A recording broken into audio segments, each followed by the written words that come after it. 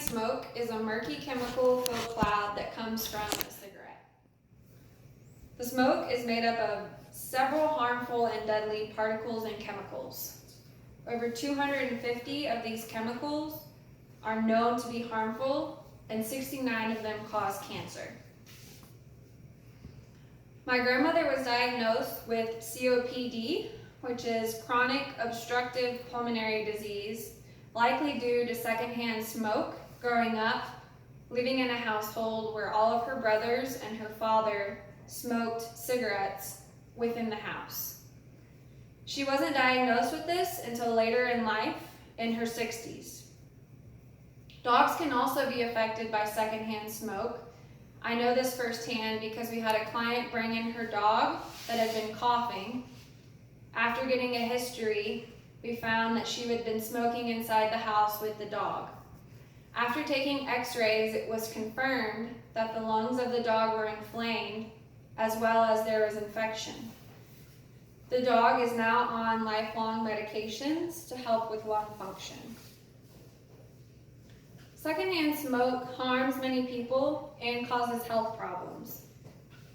Therefore, it should be illegal to smoke within 20 feet of a child, and all public places need to provide a smoking room with ventilation or not allow smoking at all.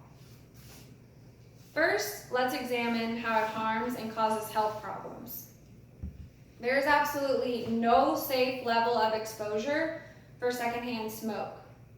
Some of these health problems include lung cancer, heart disease, sudden infant death syndrome, stroke, asthma attacks, respiratory illnesses, inner ear disease, and developing lungs in children.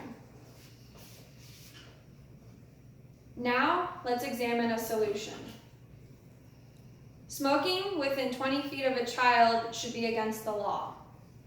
As of July 2018, exposure contributes to approximately 41,000 deaths among non-smoking adults and 400 deaths in infants each year. Also, a study has been done evaluating the lung function in 20,000 school children of Europe and North America, found that secondhand smoke exposure had harmful effects on the children's lung functions. Another solution we can take a look at is all public places need to provide a smoking room with ventilation or not allow smoking at all. Smoke-free laws and other tobacco restriction efforts have been demonstrated in New York and California, and they showed how control efforts such as smoke-free laws saved more than 1 million lives with reductions in tobacco-related diseases and $86 billion in healthcare savings. There's a Mexican restaurant that I like to attend that has a smoking and a non-smoking section. Although the smoking section does not provide its own ventilation, it shares the same ventilation, non-smoking and smoking together. Sadly, many children and adults suffer secondhand smoke while eating a meal here, as well as myself. This has to change.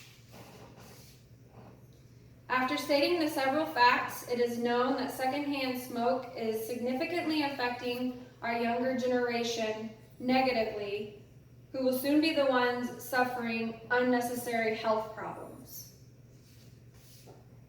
We need to help reduce the high risk of secondhand smoke by making it illegal to smoke within 20 feet of a child, and support public facilities by eliminating smoking period, or making smoking rooms within the facilities away from non-smokers, especially children.